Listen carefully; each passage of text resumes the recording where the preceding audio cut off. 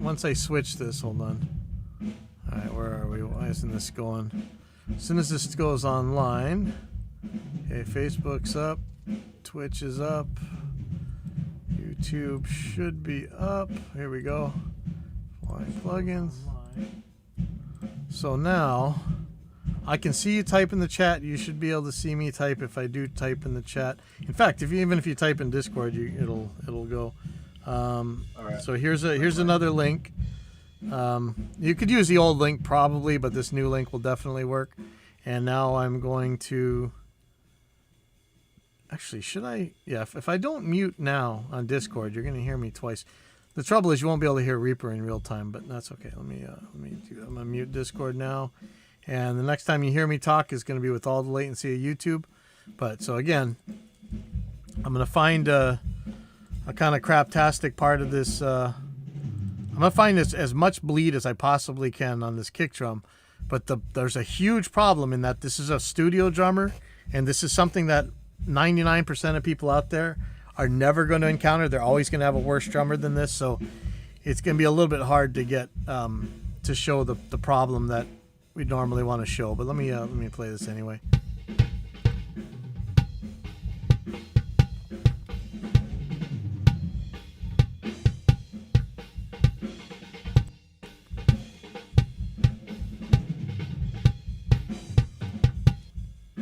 So there's a little bit of bleed behind the kick drum. I know it can be hard because this goddamn drummer playing in the background. See if that helps a little bit. There's a little bit of bleed behind the kick. Not much, unfortunately, but there's a little bit. So I'm going to play this again.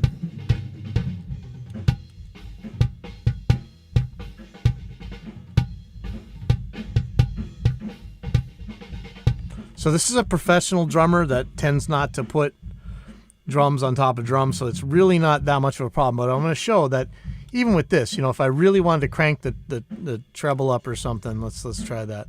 I'm gonna put in I'll put in one of our plugins. I'm gonna crank the hell out of the treble here. Oh wow, I got to register my own plugin. Awesome. All right, let me take care of this real quick. Oh, that is pain in the butt. I guess it means the registration system's working, so that's a good thing. EQ. Just grabbing my serial real quick.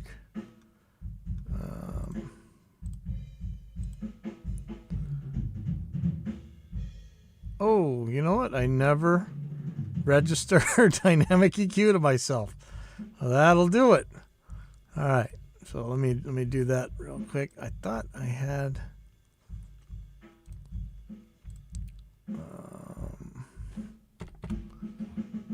wow, that is funny. Okay, something issue. Okay, got orders. So Aaron, I don't need to continue sharing my Discord, right? No. It's in fact it's not even being shared. So okay, so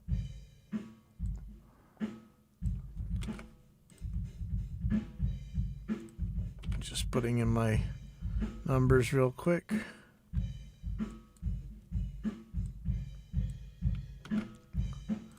Okay.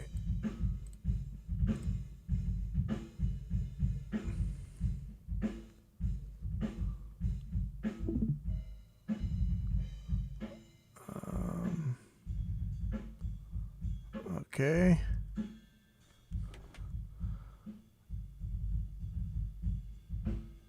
Did I break the universe? I may have.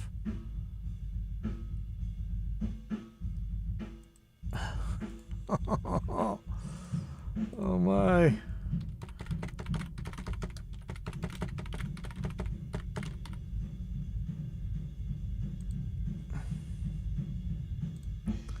Please check your internet access. Are you telling me I can't run my own plugin? What's going on here? Come on. Oh, man. All right. Let me try one more thing. Sorry.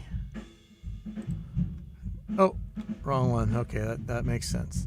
Okay.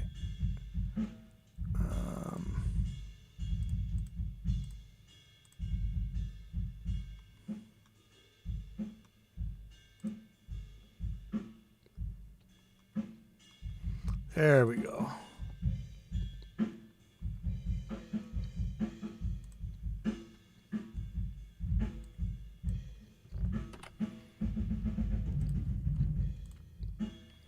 Boy, I wish you would save your email address. Let's talk to Dave about that tomorrow.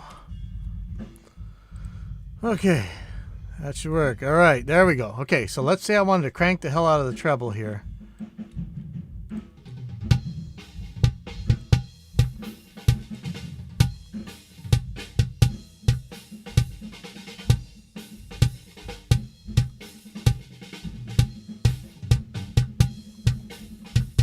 Again, this is a hard example because this is a seriously good drummer, so this is really tricky to find a bad.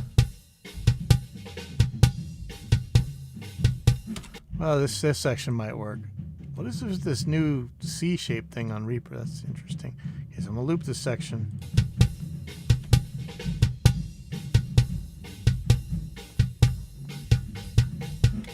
So it'd be nice to get rid of all this in-between stuff, because when I turn up the treble, it's just making hissy, nasty mess. So I could use a regular old gate for this, I'm betting.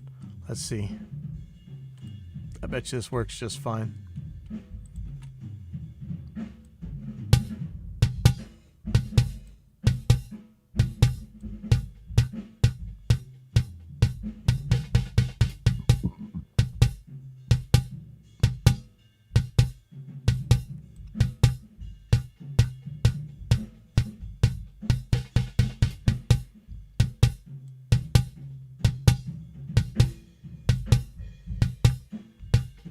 So here's without the gate.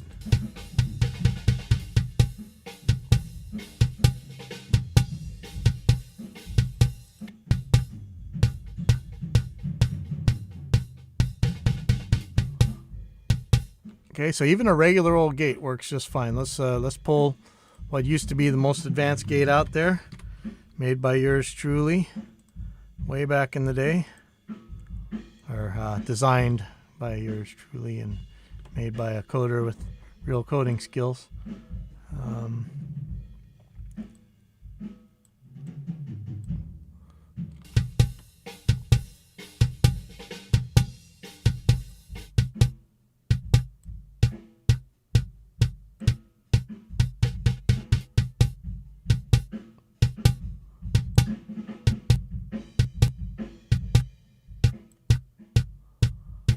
And probably in context,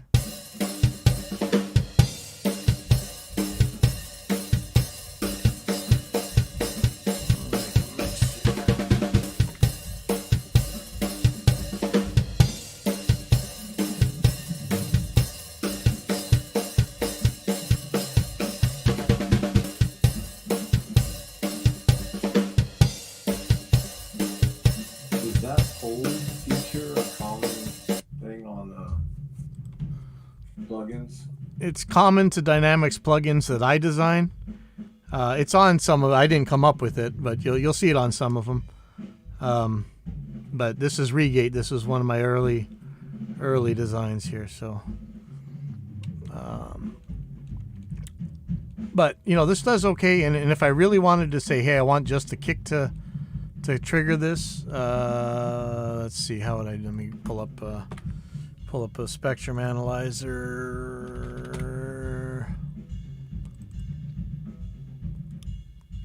So let's look at what the kick's actually saying here.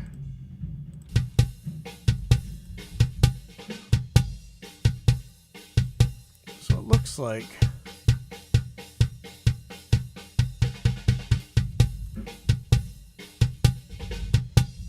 the majority of energy on this kick is going to be on the low end. So you would think, hey, it's what is this, 120 hertz?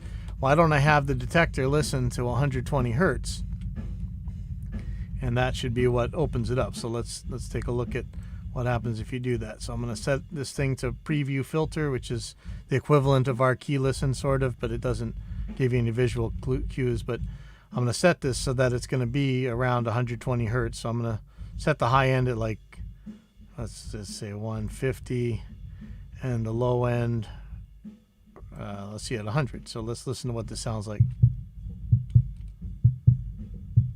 So since that's got the most energy on the kick drum, it seems like that would be the place to set the gate, but there's a problem with this, and I'll show you what it is. Again, because this is a studio drummer, this is not something you're going to see in real life with the band 99% of the time, but it's not that big of a problem. But what happens when you trigger on the low end is you're going to follow the waveform. So if there's anything riding on this, cymbals, snares, anything, it's gonna get carried through. So if for instance, if I turn the hold and the release off, let's listen to what the gate's actually doing.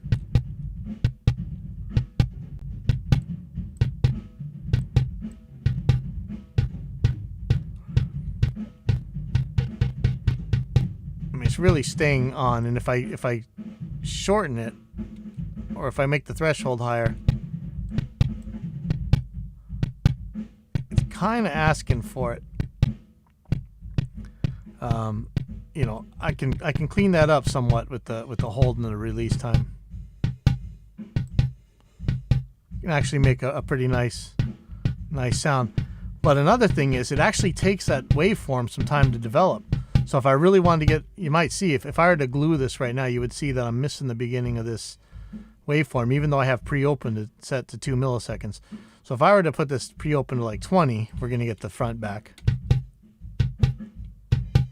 But that, what is that, 896 samples of latency right there in order to do that. So if we could avoid that, it'd be nice. So really, what you'd end up triggering on, even though it doesn't sound right, or doesn't seem right, it'd be so much nicer to trigger on this fast stuff up here.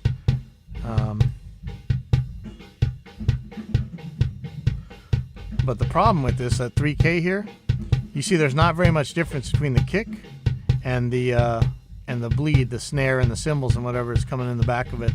So that's a big problem. But again, a simple gate like this do just fine on a really easy to deal with track like this kick drum. There's still some problems. I'll show you what the big deal is.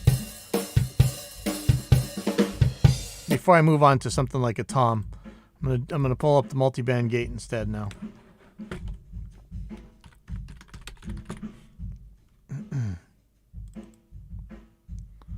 Okay, so here I really only need the high end coming out for a very short amount of time. Just that's all I need from the highs. But I'd love for the lows to last forever. That's that's what your kick drum is. It's supposed to have some lows in it. So I'm gonna let's get a good just basic gate going here.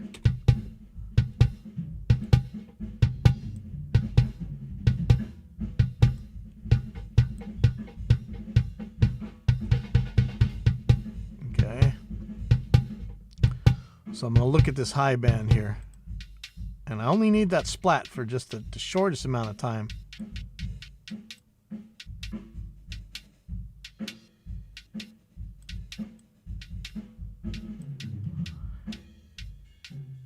Anything else, I want that off. I might even want it shorter than this, because now if I turn up that crazy treble,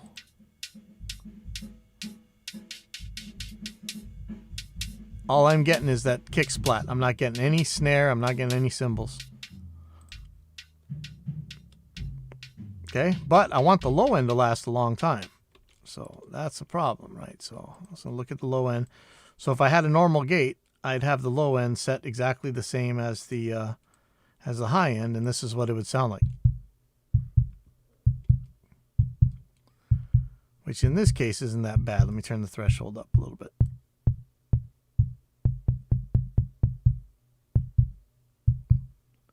So that's pretty short, but if I wanted it to go long on the multiband gate, I can just tell it, hey, stay open.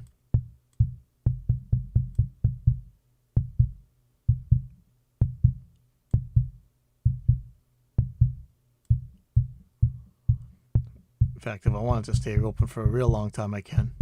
You can even make car stereo sounds out of it if I wanted. And I'm not really sure what I want this mid band to do. In fact, I could live without it, so I'm going to turn it off for now. So I'm I'm going to unsolo this so you can hear the lows and the highs.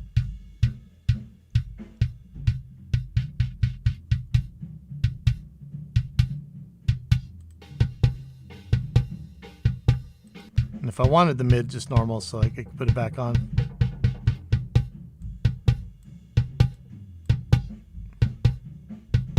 So I can have the lows last as long as I want versus a regular gate.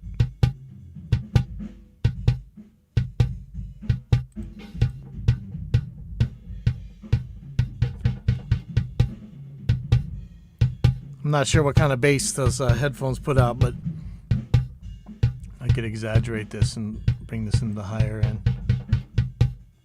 Not that I want to get into the snare area, but in real life I'd be down here in the lows.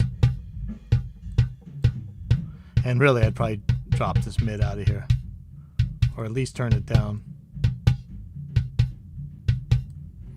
And now I'm free to turn up the highs as much as I want without screwing anything up. I see how the bands are different colors. What is that golden band under the red? The horizontal lines that go across the whole thing are just decibel demarcations. They're just the graph.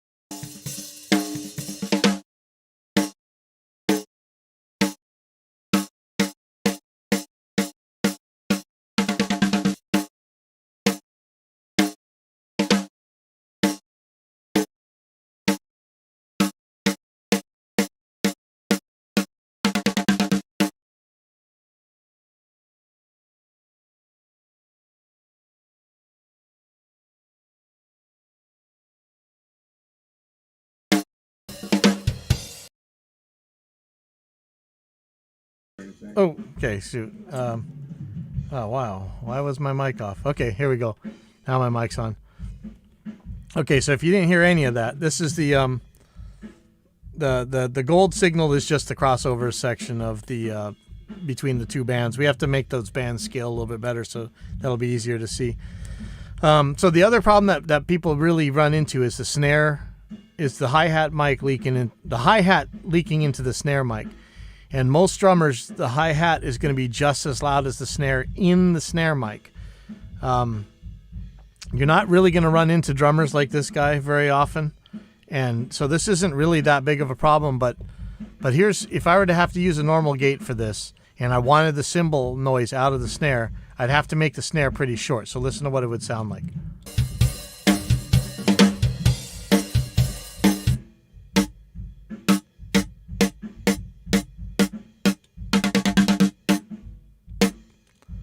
I mean, that's a pretty crappy sounding snare, but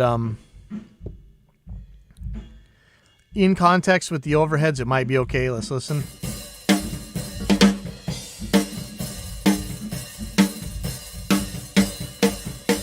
I mean, it's not terrible when they're together like that, but this is what we used to have to do back in the day. You would have to compromise how much cymbal bleed can you put up with versus how short of a snare can you put up with. So you'd reach some like unhappy compromise. So let's look for one.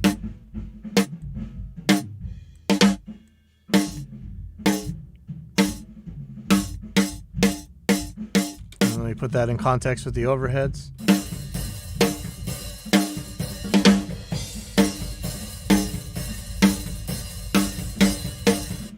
So not too bad, but it still sounds pretty damn hokey.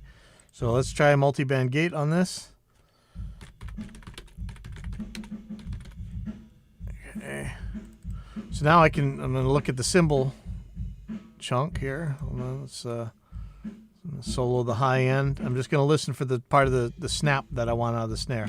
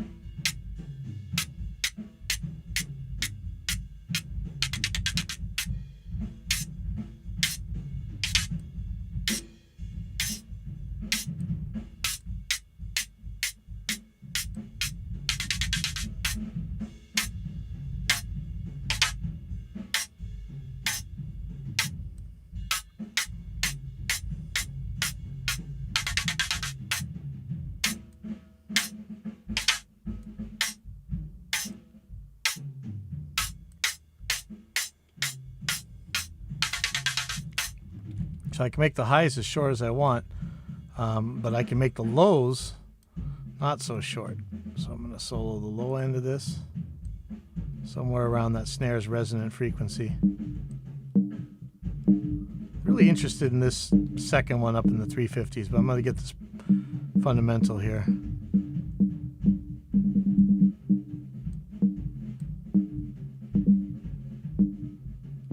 So I can make that low end last as long as I want. If this were a normal gate, the low end would end up like this, right? Because you'd have the one setting. That sucks. You want that low end longer. Boom, boom, boom. Okay. And so for the mids, I'm really not sure. I'm going to start with it pretty low. I have a feeling I want this the second harmonic here, but I don't really want much of it because I don't want the cymbals spitting on me.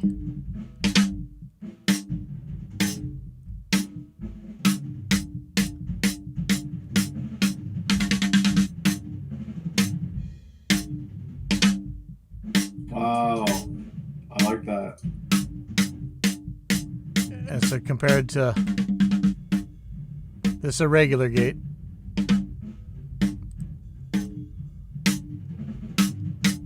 So now when we put it in context,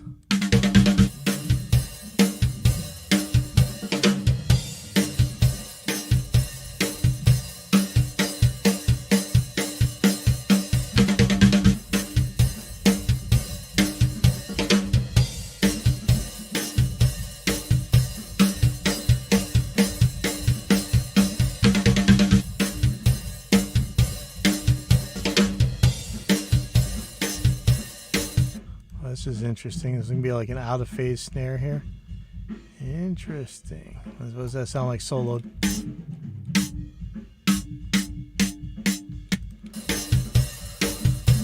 Okay, but the real trouble that everybody's scared of, that kills everybody, is toms.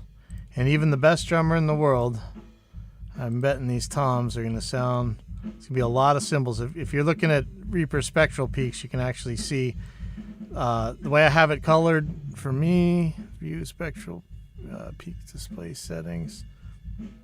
I have the super high end painted just about black. So let's, so you can tell this is probably a cymbal right here. Let's listen.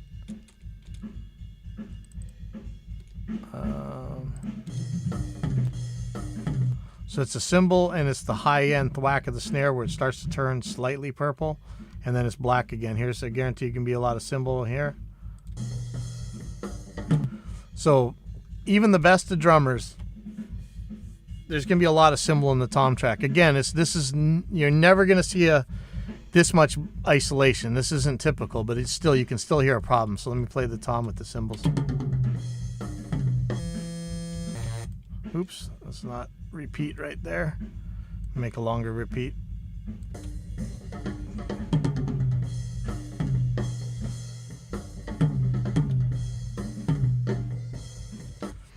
Now the nature of the tom, you really want to hear it go doom on the low end, but that high, you only need it for a second, just like the snare. Not even a second, you only need it for a couple milliseconds, just like the snare. So what I want to happen,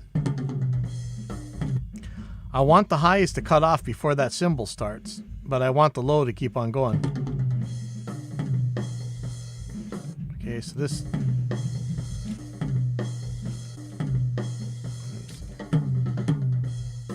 this is a good example right here.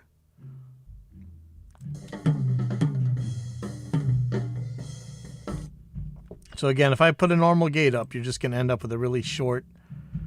you're either going to have to pick a really short hit, or you're going to have to accept a lot of cymbals bleeding in. But with multi-band gate, I don't have to accept either one of those things. So I'm going to make the high end short.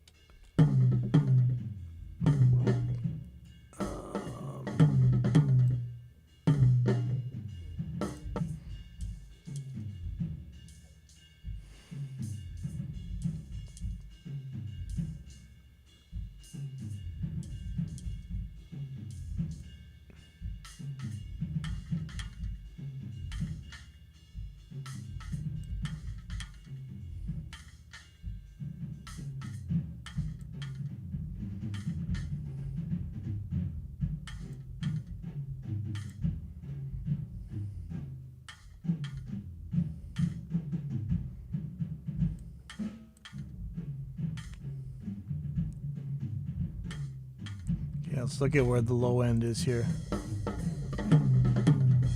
Way down there. Like 120 or something.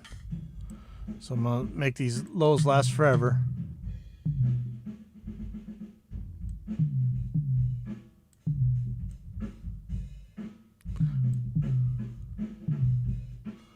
See, no matter how long I make these lows, I'm still not picking up these cymbals. Like, listen to these cymbals. And all that gross cymbal. But I can get my high end back. Can have all the high end I want. And if I really want these mids in here, which I probably won't,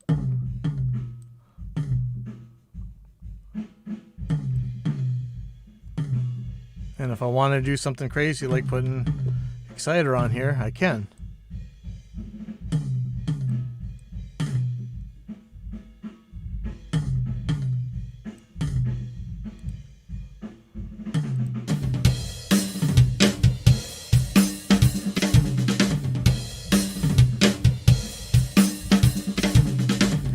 And if I were to get rid of that gate, what would I have? I'd have a big troubly mess.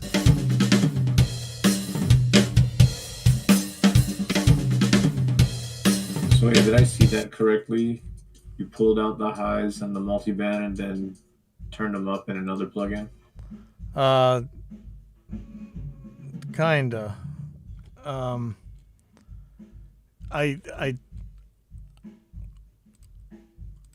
I made the highs short. I made them not last very long in multi-band gate. That's his job, is to make the highs only. Watch. I'll get back to the timing real quick.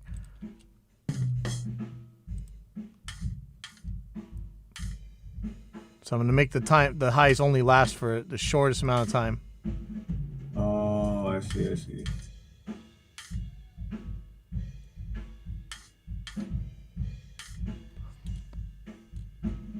Because I made them short, now they don't include cymbals and stuff.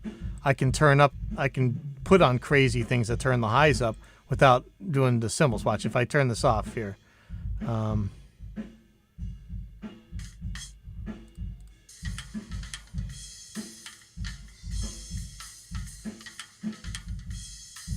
If I don't have that gate on, the cymbal, the tom mic turns into another cymbal mic, and that's all it is. It just becomes a cymbal mic.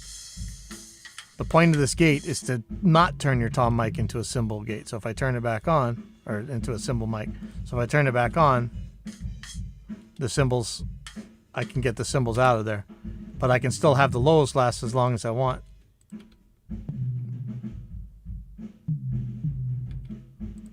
So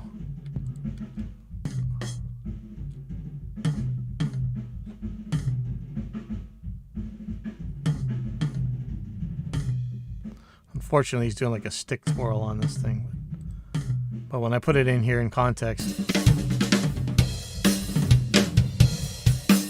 as opposed to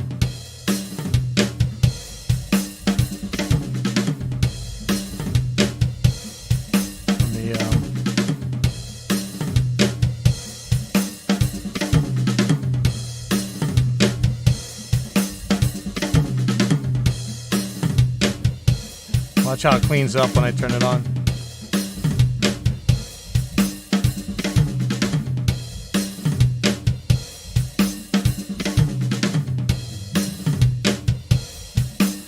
Here's without it.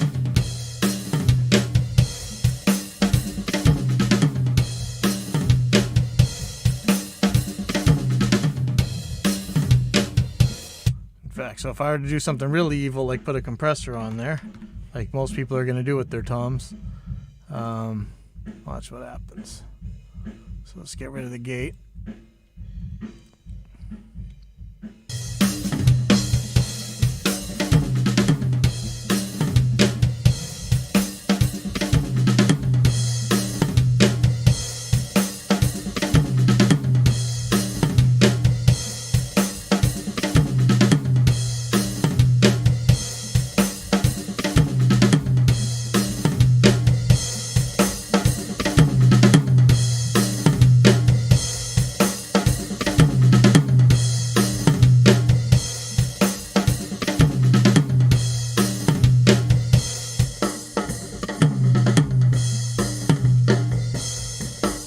See, now this tom mic really is a cymbal mic.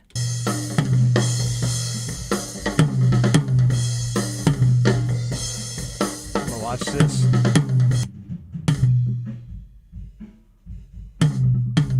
Even with the compressor cranked to all hell like that, it doesn't, the cymbals aren't going to make trouble, but I'm not losing my lows either.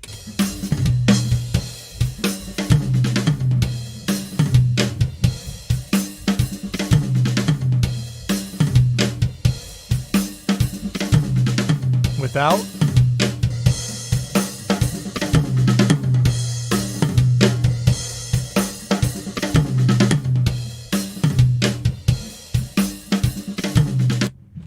So if you were to find a regular set of multi-tracks with a regular drummer, this problem is going to be a way worse. I'm having to actually almost go pathological to make this one bad, but hopefully we'll get some multi-tracks of a regular drummer coming up pretty soon, and you can really see where this really shines. In the case of a perfect drummer, you're not really going to have that much trouble, but I mean, even still with this in the toms, I can get a lot more out of it with multi-band gate than I could with the regular gate. So that's that's how that works. Hopefully that gives you a little bit of understanding there. Doesn't look like anybody else is really on, so that's cool. But anyway, play along with these tracks and play around with, really try and clean up those toms and watch how hard it is at the regular gate and make sure you understand how multi-band gate works.